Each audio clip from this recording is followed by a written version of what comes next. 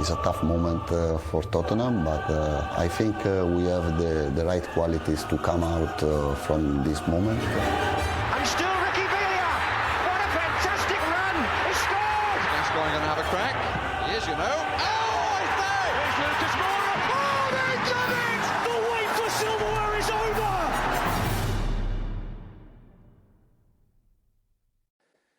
Well, hello everybody, and welcome to the post-Leeds United Tottenham Way podcast reaction. I'm Marcus Buckland, dwelling on the fact that by my mathematics, it's now 157 days since Spurs last won at home. And of course, that's the primary factor behind our desperate situation with 2 games to go, 2 points above West Ham. You all know the situation. We all know that if you picked up 3 points against Leeds, we would be sitting so much more happily today. But this could well go to the wire.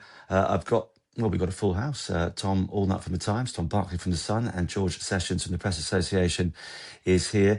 Delighted to have your company as well. I want to say hello, first of all, to Pete, who I sat next to on the train from Liverpool Street to White Hart Lane, and also to the 2 guys opposite me, who first had a look at me eating my sushi in a rather ungainly manner. I was starving, hadn't eaten all day. You all said how much you enjoyed the podcast. I appreciate that. Well, you must think I'm mad because we're looking at the team news. I said, I think Harry Winks might play tonight. Harry Winks. I did mean to say Archie Gray. I'm not a complete moron.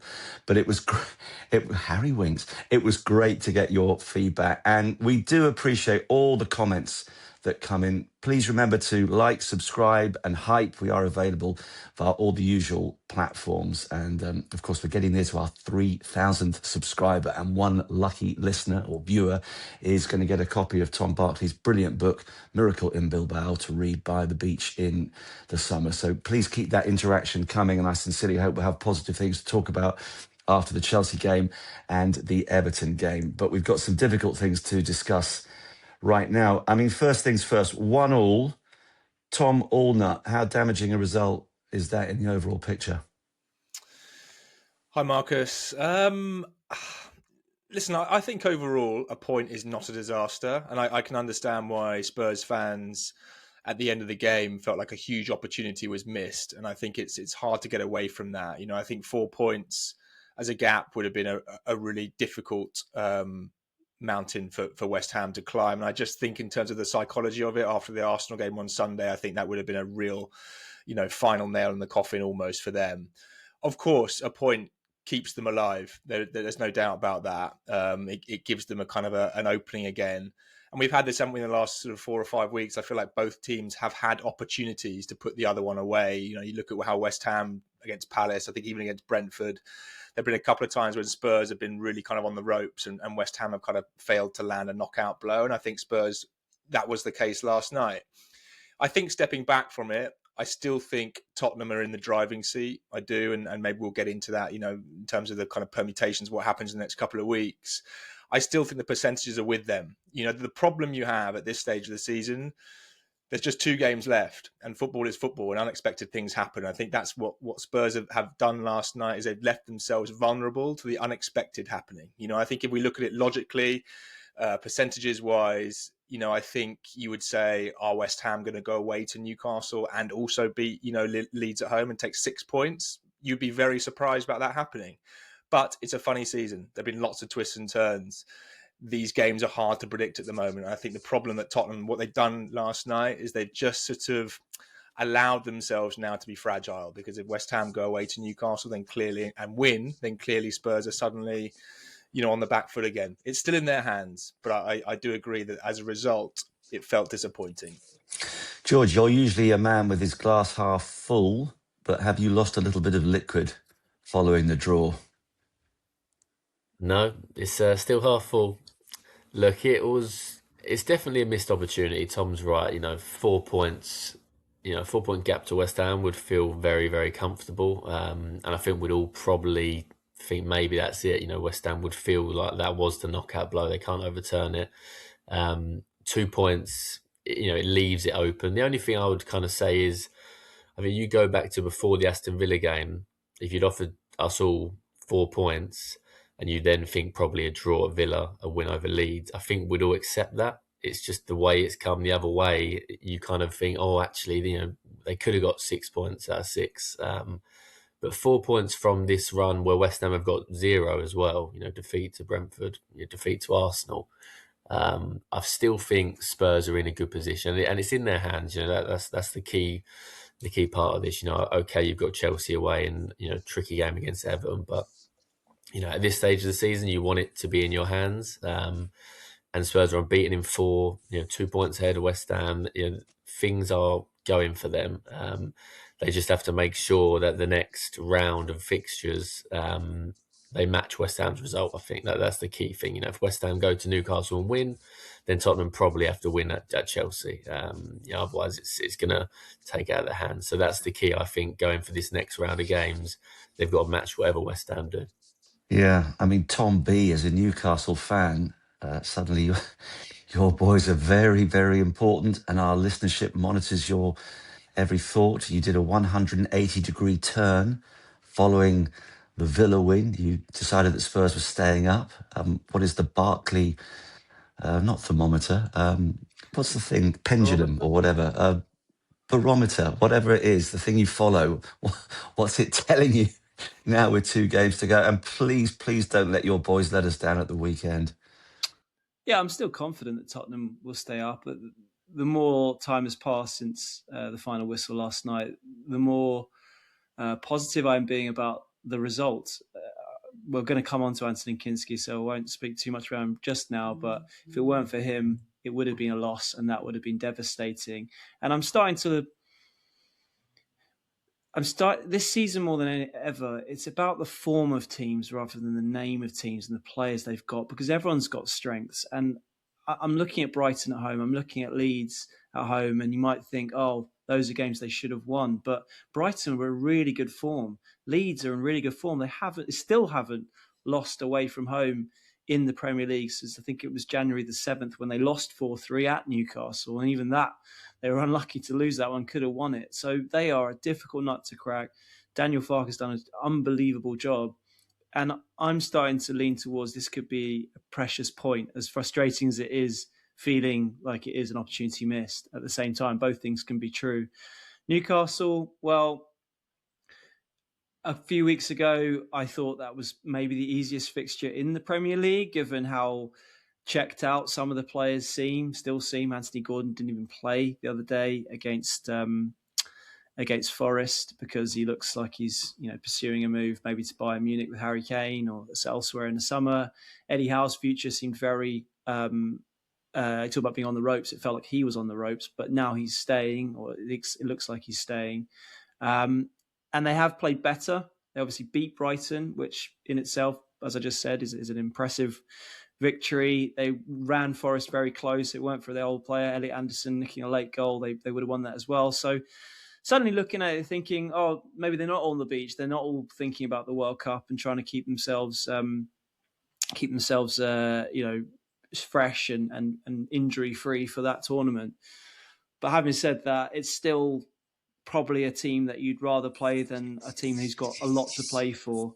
And I think Tottenham, whilst it's in their hands, they need to go and make it happen. They don't want to be relying on West Ham messing up.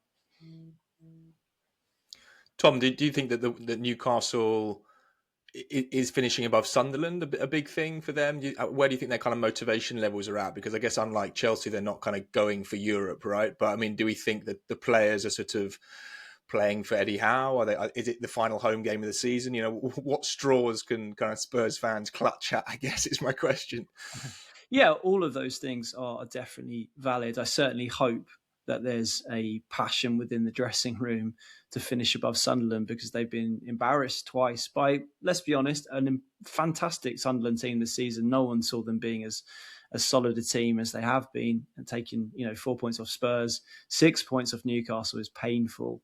And that possibility to try and right that wrong to some extent by finishing above them should be a big carrot. I'm sure it will be for the likes of Dan Burn, who bleeds black and white.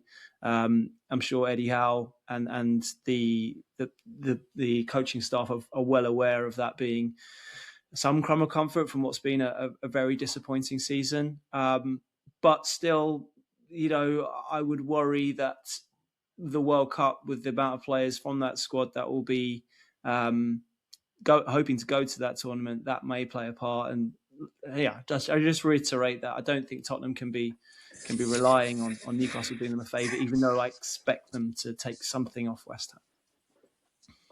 Yeah, and then the West Ham Leeds game is fascinating, and I was impressed with Leeds. And Tom, I echo what you said. Daniel Farke has done a fantastic job, and I love the way he put his arms around James Maddison last night.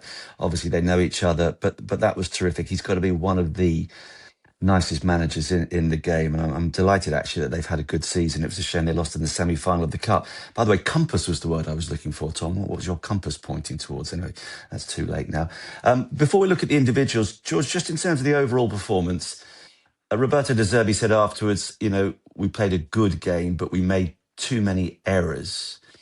In terms of how well we played at Aston Villa last week, it was obviously disappointing, but we did create moments. I felt like it was a better home performance than many we've seen this season, but all the reports I've read on social media suggest that they were awful again. I think that's a bit harsh. How would you sum up the 90 minutes? It was 30 minutes of the second half, 316 minutes that we saw. No, I think De Zerbi probably summed it up well in that it was a good performance, but not a great performance. I think the Brighton game was a better performance. Aston Villa was probably another notch up as well, but it's kind of that familiar problem. And this is a little bit why I touched upon the team selection in our last pod, because as much as Palhinha, Bentancur or Conor Gallagher were brilliant at Aston Villa, you just got that sense kind of midway through the first half that who is going to break down Leeds, and even with the goal, we'll come on to Tel, but it is a moment of brilliance which breaks down Leeds. It isn't kind of fantastic football, and there was occasions where Spurs got in behind. Porro was kind of the chief creator, and he did some good things, playing the ball in behind for Colomwani, and Richarlison lifted one over. But if I'm being really critical, if we say De Zerbi didn't get the team wrong because Palhinha is playing well, I think his subs were far too late. And I think it does probably show that actually he doesn't trust a lot of this squad and in this situation. And look, understandably so. There's a lot of young players on that bench, but I certainly kind of thought around 65, 60 minutes before actually the Leeds equaliser came, Spurs were beginning to tire, and I think that's when he either needed to bring on Basuma to try and control the game more, or bring an Archie Gray to bring more energy, or maybe even Jed Spence and go to a back five just to try and shore it up. I'm not sure that would have been popular, but it is an option. De Zerbi's done brilliant things since he's come in, and he's obviously transformed the place, but I think we can be critical of his subs last night, because I think I've got it written down. Is it 85 minutes, his first sub? Or 81 minutes, sorry, Bergvall for Bentancur. I'm not sure why Bentancur went off, because he was probably Spurs' best player, I think. And then Maddison and Spence come on with 5 minutes to go. I know the bench is lightweight and there's not a lot on there, but I just think his style of football, you need energy, and Spurs' energy levels dipped before the 80-minute mark. And I think he could have been a bit more ruthless with the subs. Yeah, I was really surprised that he didn't make any substitutions earlier. I was also surprised by the 13 minutes of stoppage time that we had. Oh, it was so frustrating towards the end, but of course Leeds might have won it. Never, my maths is rubbish. Did I say 116 minutes? 106 minutes the game altogether. Let's look at a real positive, Tom B.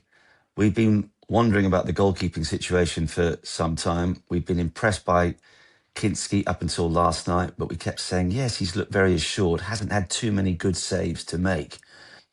Well, he made two of the best saves I've seen this season. Are you surprised at just what a good goalkeeper he's starting to look?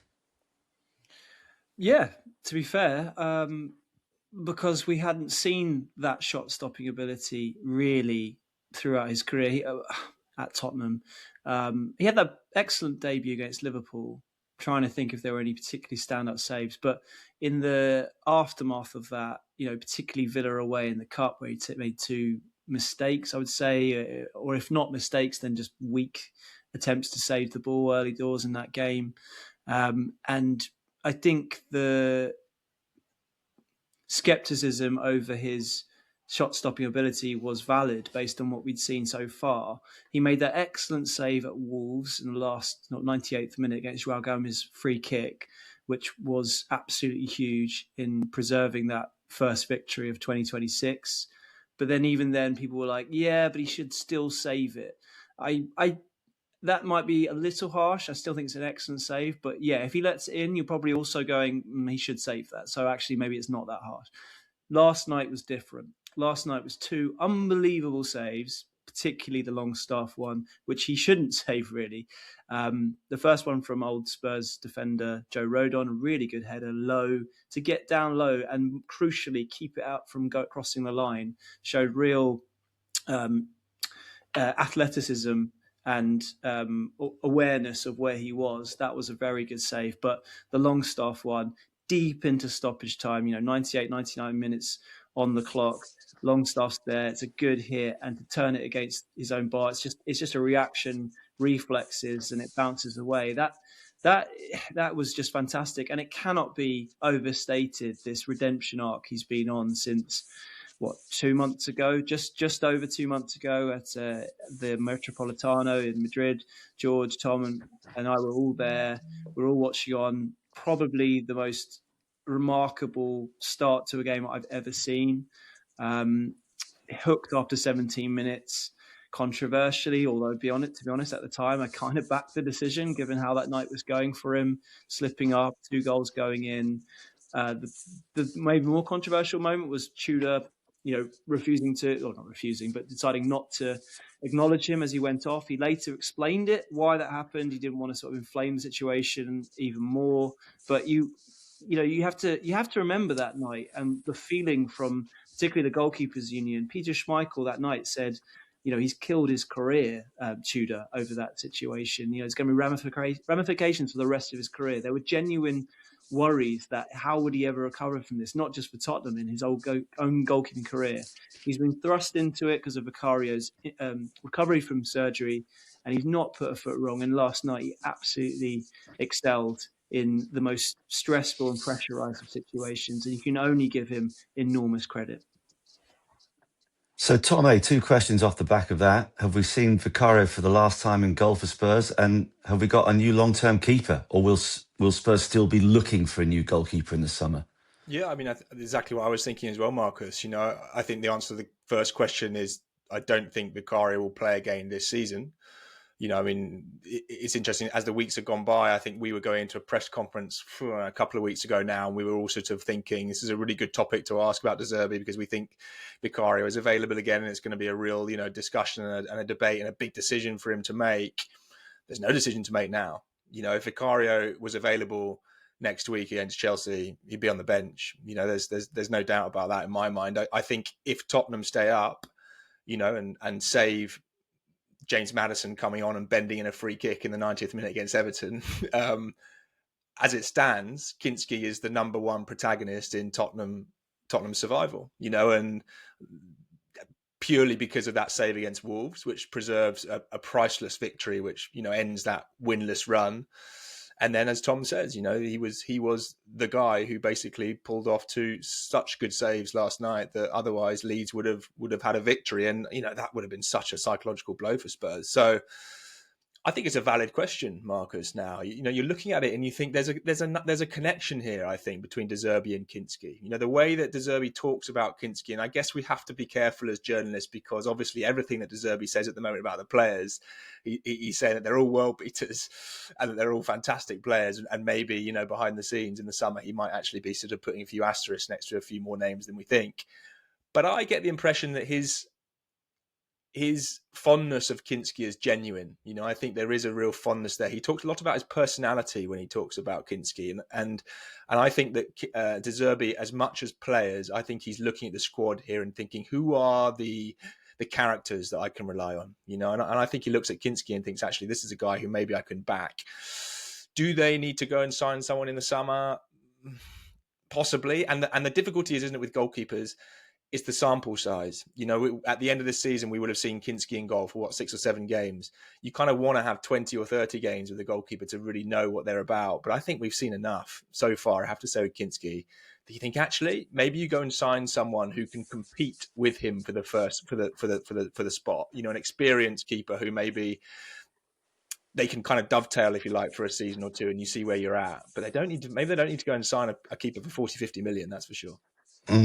I marvel at just how assured, Tom is going to come back in, Tom, but I just marvel at how assured he is inside his own penalty area, particularly bearing in mind what happened in Madrid. George has made the point before that his distribution is so good, certainly in comparison to Vicario. And that redemption arc is, well, it's just about the only good thing we can reflect upon this season so far. Tom B, you got something else to say? Yeah, I just wanted to mention something about Vicario, but just, on that, I'll reiterate how his ability on the ball with his feet just seems to be completely calming everyone down. And I remember De Zerbi at Brighton, shaking things up in goal, where he had Robert Sanchez at the time, or inherited Robert Sanchez, who was the undisputed number one at Brighton there, deemed to be like the next cab off the rank to go to a big club for big money. Obviously, he did join Chelsea in the end. And out of nowhere, he brought Jason Steele to become his number one, it was fully vindicated, to be honest, through his performances. So I do wonder, like Tom says, with Kinsky, if he sees someone who really does fit not only his style of play, but the mentality that he wants. But just on Vicario, I just wanted to mention this because I wonder if this got slightly overlooked in the press conference the other day, because sometimes when we do the embargoed section, these quotes can get sort of overlooked, particularly last week because of the presser being on Thursday and the game being on Monday. But whilst De Zerbi was very praiseworthy of Vicario, called him his number one, he was asked specifically, do you think he'll be here next season? And I have to say, I didn't think his answer was particularly convincing. I mean, he just said, I don't know. And, and all these kind of decisions are something to be revisit in the summer. But given the sort of strength of the reporting and what people are hearing about Inter Milan, I just generally would be very surprised if Vicario wasn't playing for the Serie A Giants next season rather than Tottenham. Yeah, well, I think we said it before. It would be in the best interest, I think, of Vicario and the club if he was to move on. Kinsky, a big plus. Now, Georgie boy, when Tel scored that goal, I immediately went onto our WhatsApp group and said, there's that golden moment. You have been predicting it. You've said for months, Tel's going to do something really special at a key stage in the run-in to keep Spurs up. That looked to be the key moment, but it was the sandwich in a very, well, I think in some ways, a very typical performance from the young man, because he was guilty of an awful clearance across his own goal in the first half that could easily have led to a Leeds goal. And then he concedes the penalty as well. So how do you sum up his contribution last night? Oh, I know. I was so pleased when he scored that goal. Not for my own ego, but I just really feel like he has deserved that because he's had such a tough season for various reasons. But this morning it is hard to shake the second moment. And I just don't know what he's trying to do, but I'm just sort of gutted for him that his big moment has kind of been overshadowed. And I think actually now, we can get into the rights and wrongs of it. Obviously, he shouldn't do it, and hopefully he never does it again. It's something he learns from. But I think actually what's important now is how he sort of recovers from it, if recovers is the right word. I think De Zerbi's public speaking last night was spot on when he said, I'll give him a big hug, I'll give him a big kiss.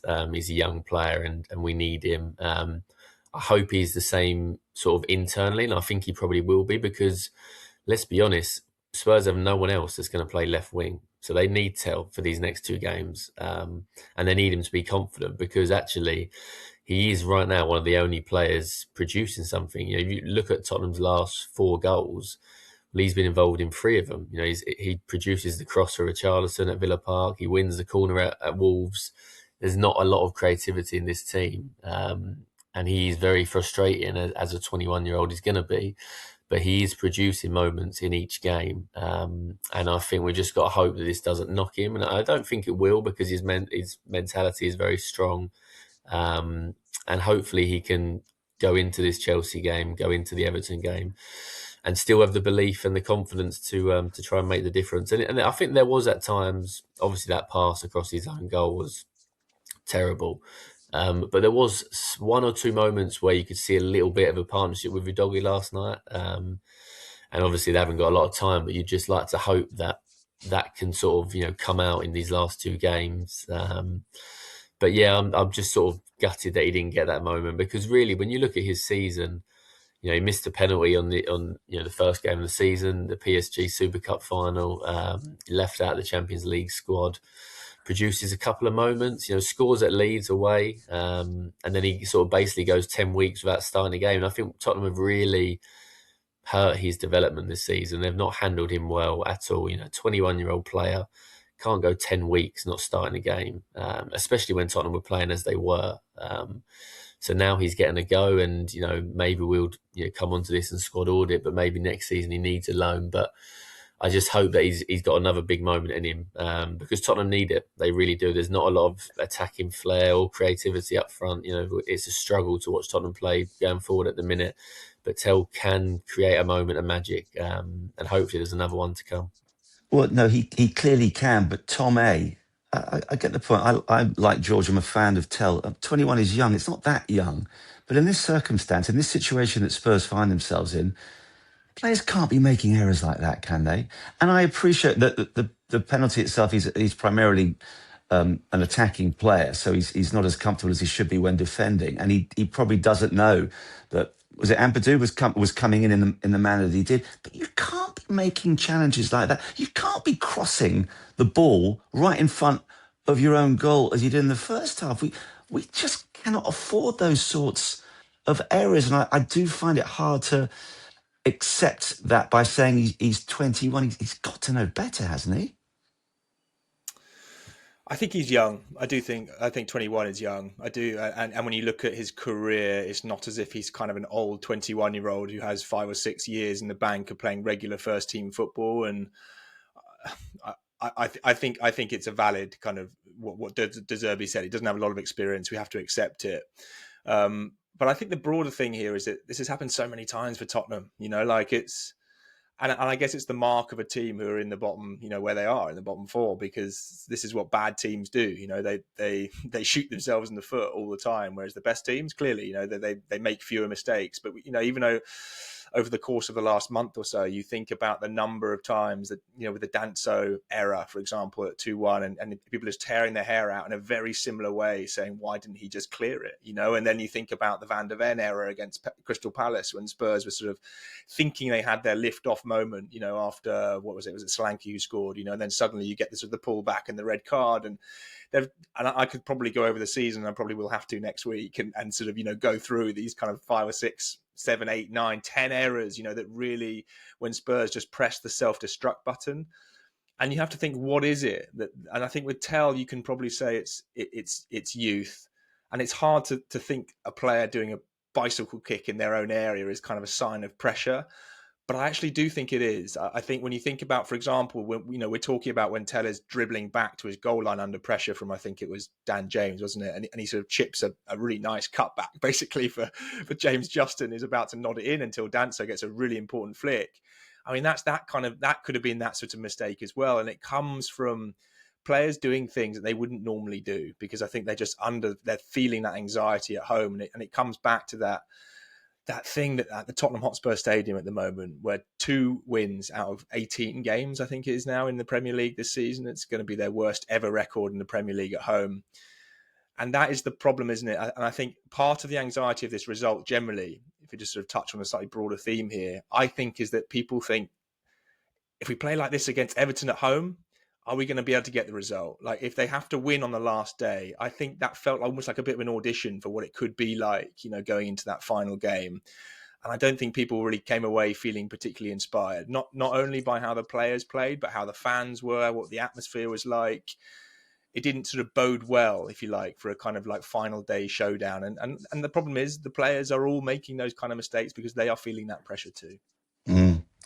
Okay, so we've spoken about Kinsky. That was a big plus. We've spoken about Tel, who had some good and some bad moments. Tom B, I want to ask you about Richarlison, because, quite frankly, if Spurs go down, I'm blaming him. He had so many opportunities last night. His first touch was a disgrace. And, we go here and there about him. And we've always said long-term he's not good enough, but we thought, in a relegation battle, the ball will come to him. Well, it did several times, but I just thought that that his performance last night in front of goal was an abomination. Am I being too harsh? Tell me what you really think, Marcus.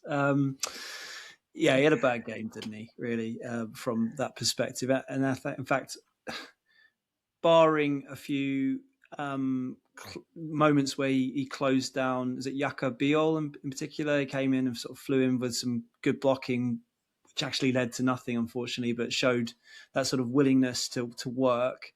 I can't think of much else to really be praiseworthy of. There were moments where, yeah, as I've said before, Richarlison's got this habit of trying to win free kicks all the time where he backs into defenders, which, you know, all strikers do. But sometimes with Richarlison, it's so blatant that it doesn't surprise me he doesn't get them at times.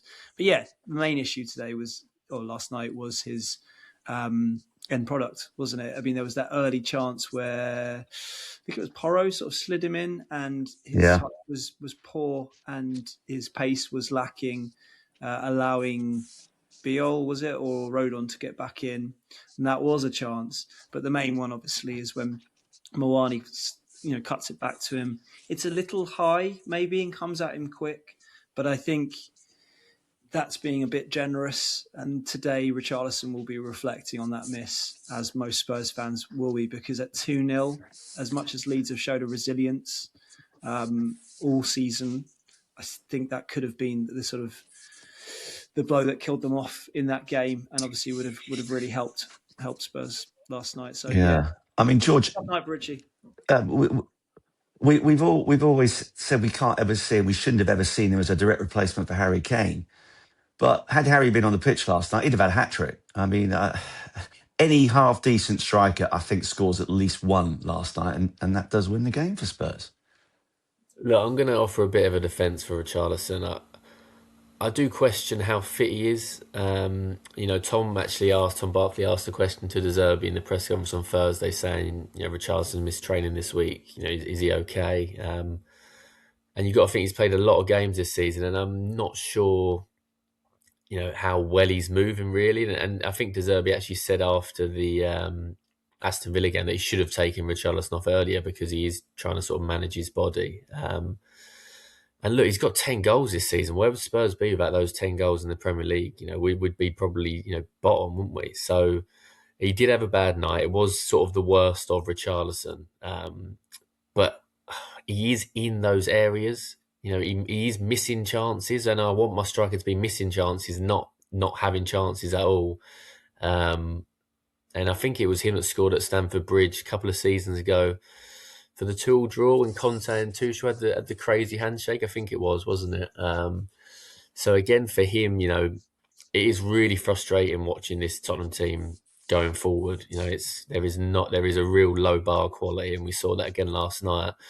But these are the cards we've been dealt, and we've just got to hope that someone pulls an ace out the pack. And I think Richarlison, against Everton as well on the final day, Chelsea away, I think hopefully that was his bad performance last night against Leeds, and there's one good one coming where he can get another goal. Well, we haven't got anything else we can rely on, unfortunately. No, and he is the sort of player, and I feel guilty now saying it was an abomination. I mean, it was an abomination, but he is the sort of player that can bounce back. And I mean, I want to shower him in love after the Chelsea game and after the Everton game. I also sincerely hope that Dominic Solanke is going to be fit for the last couple of games of the season as well. Another player, Tom A, I want to ask you about, and I know he got suddenly very popular with all his high fives when he came off against Aston Villa and was loved by the visiting supporters. But what exactly is Kolo Muani bringing to the team at the moment? And should De Zerbi really be thinking about replacing him in the starting 11 at Chelsea? With who, though? I mean, with who, honestly? Like, the options, I sort of agree with what George was saying earlier about substitutions, but, you look at the bench, it's just the lack of options is always the problem. And we've been saying this for I feel like 2 years now, that when Spurs are in these kind of injury crises where they're missing 8 or 9 players, the starting lineup can look okay.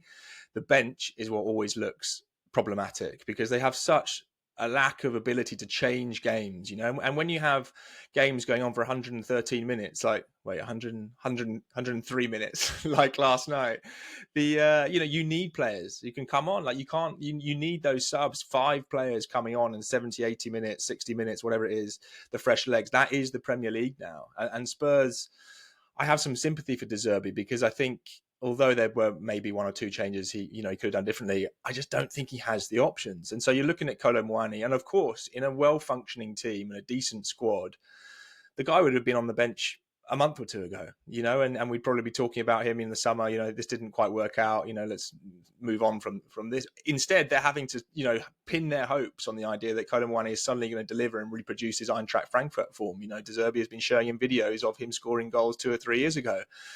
We haven't seen it for Spurs. We just have not seen it, regularly enough. And whereas Tel, I think, in the last few weeks, and to be fair, under Tudor, has delivered those moments and those glimpses. And I think what he does, Tel, is he lifts the crowd. Even I thought last night, Tottenham's best period, probably, in that kind of 10, 15 minute spell before half time, he was sort of the instigator of that. There are a couple of really good runs he made where he drove into the box, and he gets people going. I don't know what Kolo Muani does, really, and I it feels harsh in a way, because obviously he did well to set up that Richarlison chance. He did well to get on the ball, to kind of flick it over whoever it was, and to make the pullback. But I still think the quality of that pass makes it a more difficult chance than it should have been for Richarlison. In a way, like, I think a better player gets that ball down, it kind of tames it, and just sort of makes look, compare it to Odegaard, for example, with Trossard. Odegaard is in the box, he's got bodies all around him, but the quality of Odegaard there in that moment, to have the time and just to slow everything down and to say, okay, this moment is on my terms, and I'm going to play this ball to you exactly how you want it. Instead, you contrast that 24 hours later with Kolo Muani's pass, and it's sort of rushed, and it's sort of too hard, and it's not at a good height.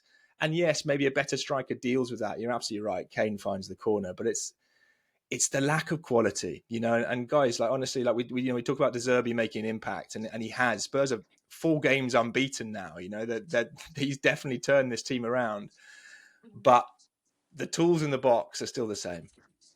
So are we saying that he's indispensable? He has to be in the starting 11. I appreciate that the bench looks a bit thin, but there are players coming back. And if one individual player, such as Randall Kolo Muani, is consistently underperforming, then it's behoven upon the manager to try something else, Tom B, isn't it? I mean, I was just going to say before Tom comes in there, like, I think part of it is, the problem is that it requires more reshuffles than De Zerbi wants to do. You think, okay, what are the options? Maybe you could play Porro out, further forward. Maybe you put Jed Spence further forward, or maybe, you put Bergvall out on the wing. But De Zerbi has said multiple times that he wants to kind of keep the shape and the personnel of this team as continuous as possible. He doesn't want to be making lots of changes. So if there isn't a sort of direct replacement, which I don't think there is, then I think he just has to keep going. What do you think, Tom? Yes, after I come off mute, I couldn't agree more to Tom. And to be honest, I actually think Muani's been better than he has been. I mean, obviously the bar is low as anything for him, but in the last few weeks, Villa in particular, he's way more stuff is happening around him than it has when he's played right wing for pretty much the rest of the season. And I would take heart and confidence from that.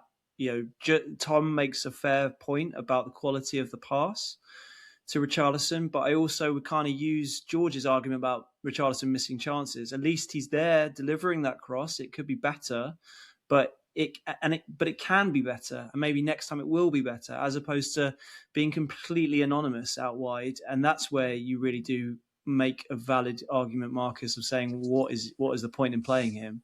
But in lieu of other options, I mean, there literally is no one who's a natural right winger, if that is what Muani is. I'm not even sure that's the case, but he's probably the nearest to it in this particular system. I mean, maybe Sousa wide right, but he's left back. There's just no one else. And I think, like I say, I take heart from some of the things he's done recently. But I cannot overstate, having watched De Zerbi's Brighton, how crucial the wingers were to his system. And Tom's right. Right now, the tools are the same.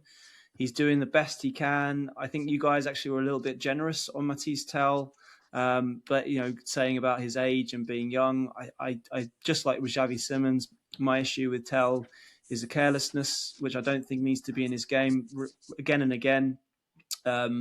I've got no issue with him making a mistake when he takes players on. That's his job, and it's hard. That's the hardest part of the game, to try and make things happen.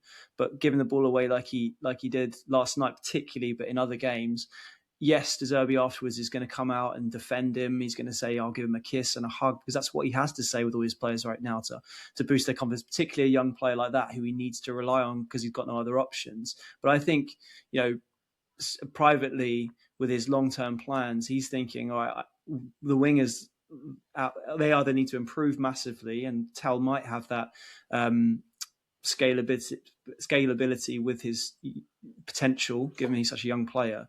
But I think it'll be very different next season when he gets some key players in those positions, and you'll see what a De Zerbi team can do with real talent on the wings.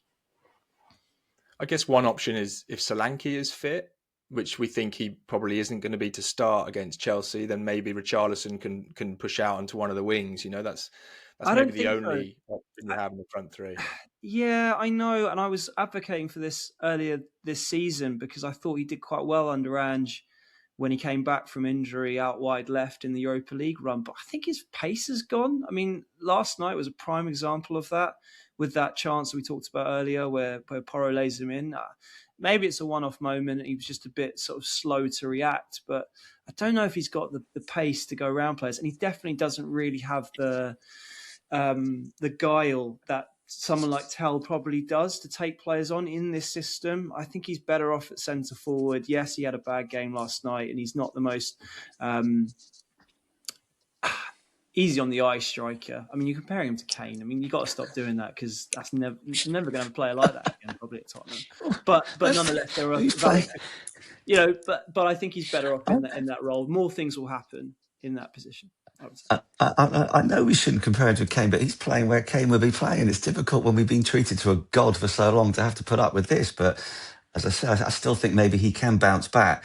All I will say about Kolo Muani, and I take the point that he's getting the ball more, bursting down that right. As a fan, I get up off my chair when I see that, and then I say to myself, it's Kolo Muani, and I sit down again because I know there's going to be no end product. But we're being too negative. We've got to be positive. If Roberto's watching this, let's stay positive. And a big positive, George, was the return of James Maddison. What a roar when he took his tracksuit top off. He got a few minutes on the pitch, and of course he was involved in a key moment right at the end. Before we talk about the possibilities of whether it was a penalty or not, just to see Madison back, was that an absolute show of desperation from De Zerbi, or did you see enough from his little cameo to make you feel as though he's going to be able to play a proper part? Actually, Tom Hayes desperate to come back in on this one. I'm desperate. Tom, you got something for us? I'm desperate. Oh. No, I'm desperate. I'm going to run for it. I'm going to come back in 2 minutes. All right. Oh God, I thought you had out, but I can't. Well, that's fine. You go, but I thought you had a great nugget of information about James Maddison. And it's affecting my performance as well. No, it's making me. He's done an Eric Dyer here, isn't he? He's done. Oh, go. All right, we'll let you go. Be back through the game. Yeah, he'd be back within 120 seconds. So, George, desperation or can he play a proper role in the last couple of games after seeing that last night? No, I don't think it's desperation. He's, I've said it a lot, and people are probably bored of me saying it. It's been 9 months now since the ACL, so that is the timeline. I think actually, it would have been desperation if he'd probably played the Brighton game, because that's almost 8 months then, isn't it? A whole month away that. So no, I think it was the right time. He'd been on the bench. He was warming up before the game, warmed up during the game, warmed up at half time. And yeah, it was just, the noise was brilliant, wasn't it? And it was, I sort of loved the drama of it. You see him warming up. You see the physio coach run down there and grab Madison. Madison comes back, and some of the crowd see it. They get excited, and the bib comes off, and everyone goes crazy. Daniel Farke gives him a hug before he comes on. And look, I know he was brought on in the 85th minute, but he ended up playing 20 minutes, which I think was longer than Spurs would have expected, because the game went to 105 in the end. And look, he was only on for 20 minutes, but he produced a couple of real high-quality moments, didn't he? Not just the penalty appeal, which we're going to come on to, but the little drag flick into Conor Gallagher. I kind of thought, oh, that is going to be the moment, but Gallagher couldn't quite fashion the chance. It was just good to see somebody put their foot on the ball, basically. I think that's really what Spurs have missed. I think Bentancur's good at that, but too many in this team don't feel confident enough and don't have the sort of probably the capability just to put their foot on the ball, calm things down, put your head up and look for the option. I just thought his football intelligence in a very short window was just on display. Even some of the crosses, just the areas he was putting him into, just so much more intelligent than we've seen other players doing over the last few weeks. And yeah, actually, sort of coming onto the penalty, I was kind of surprised that he had that sharpness and that burst of, I guess it is burst of agility rather than pace to kind of move the ball quickly and almost get past the defender. And that, I think that really bodes well for these last two games. I don't think he's going to start either of those games. I'd be shocked if he does. But I think the fact that he came on and almost made the moment and almost made the impact to win a penalty to produce the winner is a really positive sign. And I think, having looked at that penalty a lot of times, if you're saying that Lucas Nmecha gets the ball, okay, maybe he does, but I still think he catches Maddison in the follow-through and the ball's not gone out of play. So, if we've seen Romero sent off for winning the ball and then catching someone with the follow-through, is that not a penalty? The more I look at it, the more I think if it was given by Jared Gillett, I don't think it's overturned. And it's a real shame. I agree. I think anywhere else on the pitch, you get a free kick for that. But let's go to our unofficial neutral, Tom B. Was that a penalty? I'm not sure. I've watched it quite a few times like George. And if he does get a touch on it, which is what they say he did, it's the faintest of touches. And I think it's really hard to tell.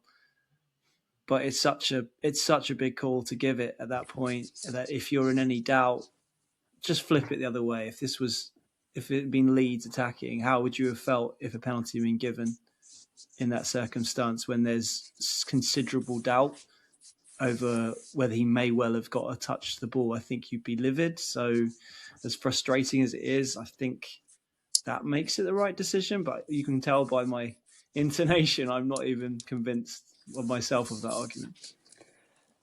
I've looked at it so many times. I mean, Tom A., the one indisputable fact about Spurs and penalties is that we haven't had one in the Premier League all season.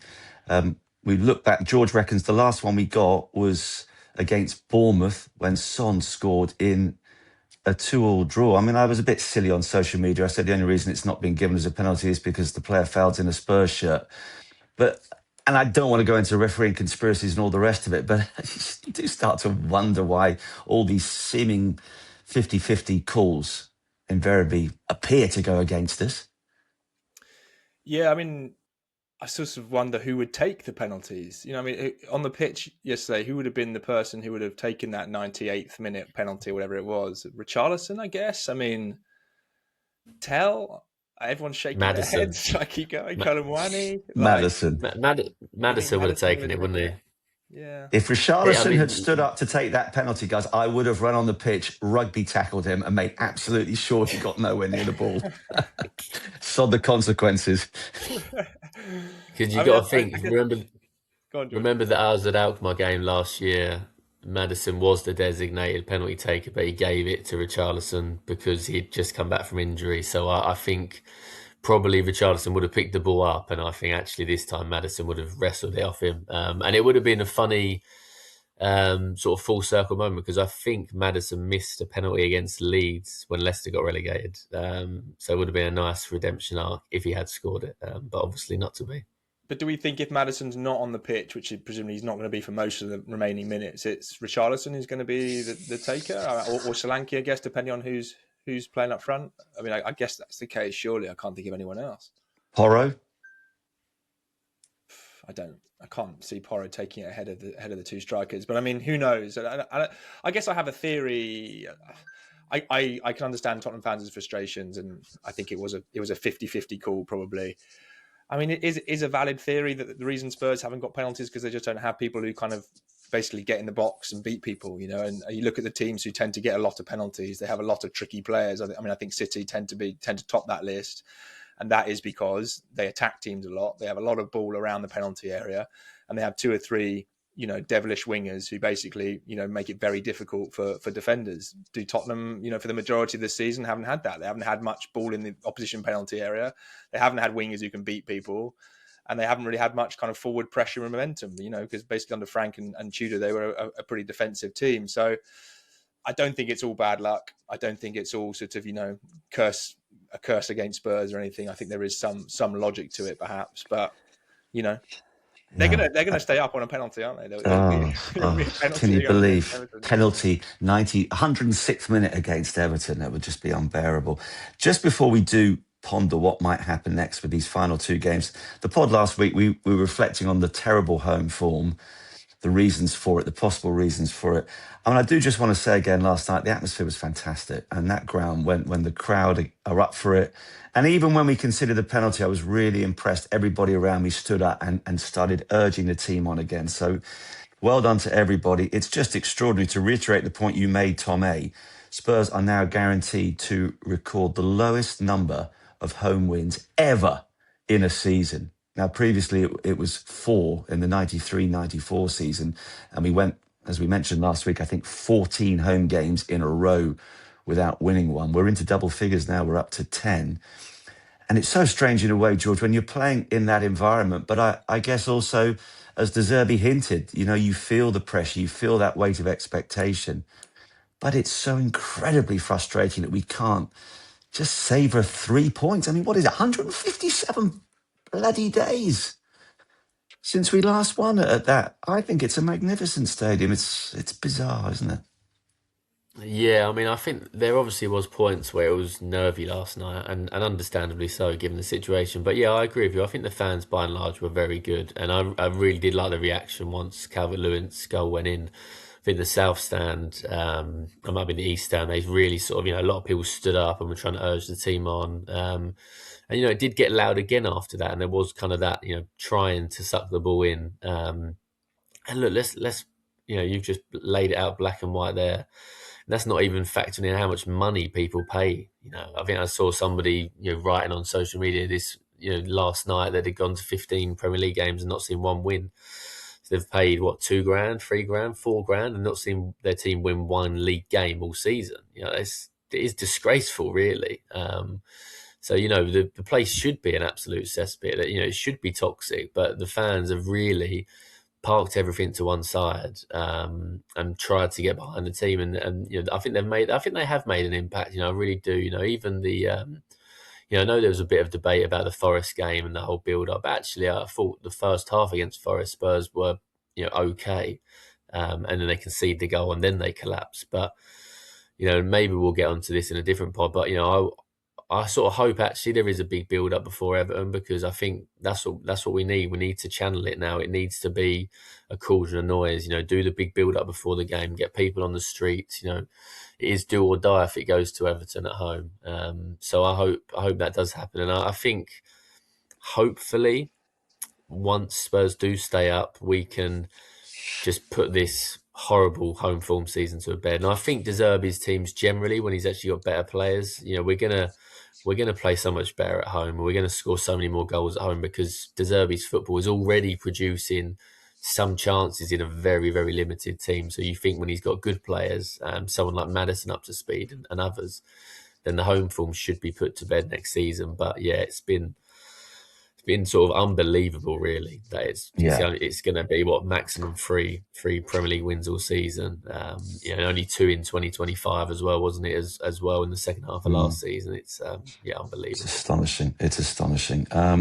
I feel a bit cowardly, but I'm very relieved I'm going to be out of the country come the final day of the season because the French Open tennis starts. So I'll be watching cowering, probably with a baguette in front of my eyes. But let us work out what is going to happen. 2 games to go. Tom B, we know that West Ham go to Newcastle at the weekend. They play Leeds at home, final game of the season. We've got to go to Chelsea 3 days after the cup final. I've said it before, Chelsea can put out their under 8s. They'll always beat us at Stamford Bridge, then Everton at home. What is your reading of exactly what is going to happen between now and the final kick of the campaign? I think West Ham might get a draw at Newcastle just because things haven't really gone for them the last couple of weeks. They've been a bit unlucky, perhaps.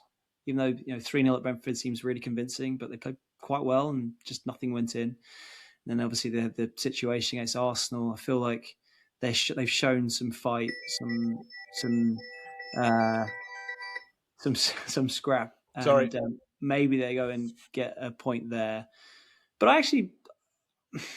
I know Spurs' record at Chelsea is terrible, home and away. But Chelsea are in disarray this season. Back to what I was saying about thinking more about teams, the form of teams rather than the name of teams. Brighton and Leeds in good form. Chelsea are not. And post the FA Cup final, which surely can't see them winning, although we said the same about Eric Ten Hag's Man United against Man City a few years ago, but I just can't see it. I fancy Spurs to get a point at Chelsea, if not win it. So where does that take us? That takes us to the same scenario, doesn't it, going to the final day? So Spurs would a draw do it, even if West Ham win? Yeah, Spurs are staying up. Yeah, it would. All right, so 2 draws for Spurs. Okay. Is that you? I admire your optimism about going to Stamford Bridge. First of all, Tom A, by the way, your behaviour today has been a disgrace. You run off to go to the loo in the middle of the podcast. Now you're having phone calls. I mean, please, can we have some structure on the Tottenham Way? Don't give me the Richarlison treatment, Marcus. You're an abomination. You're an abomination. All right, Tom thinks we're staying up by the skin of our teeth. What say you? I think I still think Spurs are in the driving seat. They have more routes to safety, and I think that is kind of what you want at this stage. You want the more paths to survival, right? And I think if you look at it in the cold light of day, Spurs have to better West Ham's result, I guess, against Chelsea. That would be enough, and I do think that playing second in this scenario, which I actually think is normally a disadvantage, I think Spurs have an advantage playing second. I would rather be playing second in this round than first, because I think it will give Spurs sight of what West Ham have done, and if West Ham have lost, I think it gives Spurs a big boost, a bit like when they went to Villa Park. But I also think it means that a point is enough, and if it's 1-1, for example, in the 5 minutes left, well, Spurs can defend for their lives. If West Ham have gone to Newcastle and won, then Spurs have to play a bit more positively, and they have to go for the win, right? So, I mean, I think having sight of what West Ham do, actually, regardless of the kind of pressure, I think is a good thing. And look, if West Ham, only take if West Ham lose either of their games, then Spurs only need a point. And if you look at it from a logical kind of black and white point of view and you take the emotion out of it, then that seems likely, right? That West Ham are not going to not lose, either of their last 2 games, and then Spurs need a point. I just think the problem we have, and I think I said at the beginning of the pod, is that anything can happen now. 2 games, red card, a penalty, anything can change anything, right? So Spurs have left themselves vulnerable to those kind of small margins, but I think the percentages are still with them. And look, one last point here: Spurs are in good form. This is the bottom line now. Like they're 4 games unbeaten. They've won 2, drawn 2 of those. They're actually in, one of the kind of better formed teams in the league, which is not what we said, a few weeks ago. So they go into these last 2 games at least with a bit of momentum and a bit of belief, which can make all the difference. Someone's desperately trying to get hold of you. There could be a breaking story. Before we come to you, George, I hate to be negative. I've got a really bad feeling now. I was full of joy after the draw with Brighton, bizarrely. The win at Villa, of course, it looked great. I just feel like I've been hitting a solar plexus after last night. And I do worry about what West Ham might do at Newcastle at the weekend. And I take Tom's point that playing second could be an advantage. But if West Ham do win that game, Spurs go to Chelsea in the bottom 3. And that's a horrible scenario to find ourselves in. George? Yeah, I've just been sitting here thinking, what do I feel like? Is it going to... I feel like it does go to the last day, doesn't it? It's very Tottenham to go to the last day, but I think I could probably see Tom Barclay's scenario, actually. West Ham get a draw at Newcastle, Tottenham get a draw at Chelsea, leaves it as the 2 points. And God, it would be very kind of on brand for this season for Spurs to not win on the final day and to get a draw. So they still don't win at Tottenham Hotspur Stadium, but they just about do it. I think it's probably worth ending on. Actually, Leeds were very hard to beat when they put in a really good performance, 7 unbeaten. I know they're going to go to West Ham with not a lot to play for, but I do have a bit of faith that they'll make that hard for West Ham, actually. So I don't think it's a guarantee now that West Ham win that on the final day. And there'll be a lot of pressure on them as well, by the way. So, yeah, I think probably draws in the next round. And then maybe a draw for Spurs does it. And maybe West Ham draw with Leeds as well. I've still got faith. It's hard to be sort of ultra positive when it's so on a knife edge, but you have to look at it black and white. Spurs are unbeaten in 4, 2 points ahead of West Ham. West Ham have got to win one of these games, and they've just lost back-to-back games. They've lost to Arsenal in a real kind of harrowing way as well. So there is a lot still in Spurs' favour, and they now have James Maddison back in the mix. So there's enough there for me to be positive that we can do it. And also the De Zerbi factor. I'd back him over pretty much anyone right now to drag Spurs to safety. So, yeah, we're going to do it, just about.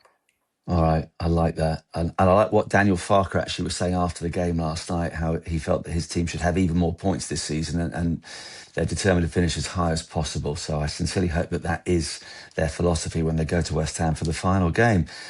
All right, boys, anybody want to say anything else before Tom goes and takes that phone call? Any idea who's ringing you so continuously, Mr. Allnutt? I think it's World Cup admin. I don't think it's anything. I don't think it's anything exciting. It's logistics. I don't think it's anything else. But as long as it's not, I'll let you know.